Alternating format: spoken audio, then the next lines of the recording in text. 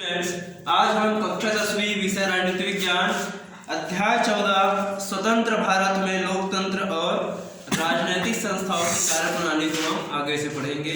तो हम पढ़ रहे थे भारतीय राजनीति में 1967 के बाद की प्रमुख घटनाओं के बारे में, है ना। तो इसके संबंधी हमने पढ़ा था पिछले वीडियो में बैंकों का राष्ट्रीयकरण, कांग्रेस का विभाजन और बांग्लादेश युद्ध। तो आज हम पढ़ेंगे आपातकाल के बारे में, ठीक है। तो भारत के संविधान में ये प्रावधान है, यदि सरकार यह महसूस करे कि देश में आंतरिक अशांति है ना, यदि देश में आंतरिक अशांति और विदेशी आक्रमण का खतरा है तो आपातकाल लागू किया जा सकता है। आपातकाल का अर्थ यह है कि सरकार जरूरत के अनुसार जो नागरिक स्वतंत्रता है उसको, है ना, स्थगित कर सकती है तथा संसद को जो शक्तियाँ प्राप्त है उसको भी वो कम कर सकती है ना, सीमित कर सकती है। तो मीडिया पर भी हर तरह का प्रतिबंध लगाया जा सकता है, मीडिया पर भी। आपातकाल एक तरह की असाधारण स्थिति हो सकती है जिसमें कानून और व्यवस्था को बनाए रखने के नाम पर सरकार कोई कदम उठा सकती है।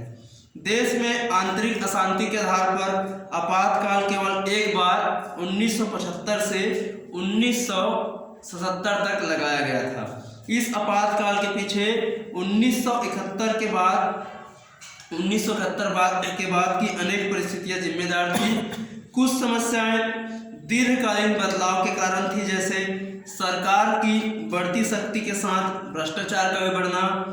कुछ कारण बाहरी थे, जैसे 1973 में अरब इजराइल युद्ध के चलते पेट्रोल और डीजल की कीमतों में भारी वृद्धि हुई थी, जिसके प्रभाव से देश में महंगाई जो है वो तेजी से बढ़ी।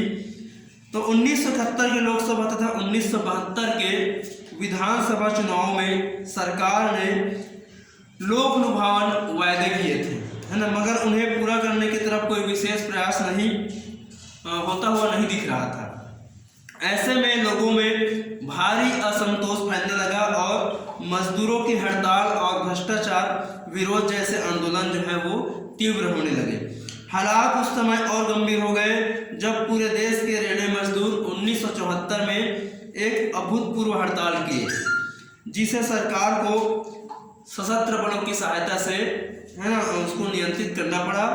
दूसरी ओर बिहार और गुजरात के छात्र अपनी विभिन्न मांगों को लेकर के वो आंदोलन कर रहे थे। इसी बीच इलाहाबाद हाई कोर्ट के एक फैसले में इंदिरा गांधी को उनके संसदीय क्षेत्र रायबरेली से चुने जाने को, है ना, अवैध घोषित कर दिया गया, जिसके बाद विपक्षी दलों ने सरकार को अलोकतांत्रिक मानकर हटाने के लिए जयप्रकाश नारायण के नेतृत्व में व्यापक आंदोलन शुरू किया। इन सारी घटनाओं को देखते हुए सरकार ने 25 जून 1975 को आपातकाल की घोषणा कर दी। रातों रात देश के तमाम विपक्षी नेताओं को जेल में डाल दिया गया और अखबारों पर सरकार द्वारा स्वीकृत खबरों व विचारों के अलावा और कुछ भी न छापने पर प्रतिबंध लगा दिया, है ना। तो सरकार द्वारा संसद में अपने बहुमत का उपयोग करते हुए संविधान में कई संशोधन किए गए और अलोकतांत्रिक कानून बनाए गए। सरकारी नीतियों का विरोध करने और संगठन बनाने के जो अधिकार है वो भी छीन ले गए, है ना, इस आपातकाल में। तो सरकार का यह मानना था कि आंदोलनकारी देश को अशांति और अस्थिरता की तरफ ले जा रहे थे और ऐसे में देश को बचाने के लिए आपातकाल जरूरी हो गया था।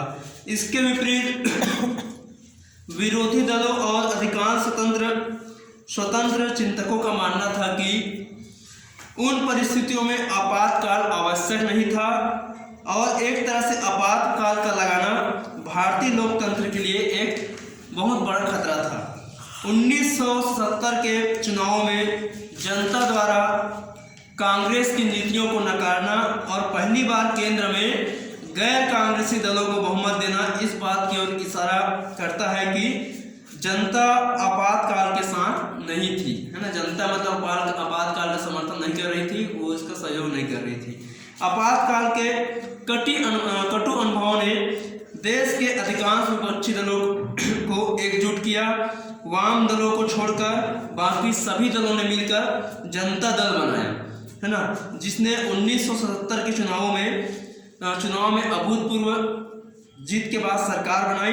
लेकिन अंदरूनी मतभेदों के चलते यह सरकार अपना कार्यकाल पूरा नहीं कर पाई और अंततः 1980 में फिर से चुनाव हुए, जिनमें फिर से कांग्रेस को बहुमत मिला, है ना, और इंदिरा गांधी प्रधानमंत्री बनी, है ना। तो ठीक है डियर स्टूडेंट्स, आज का अध्याय पे समाप्त करते हैं। आगे का अध्याय आपको नेक्स्ट वीडियो में पढ़ाएंगे। Thank you.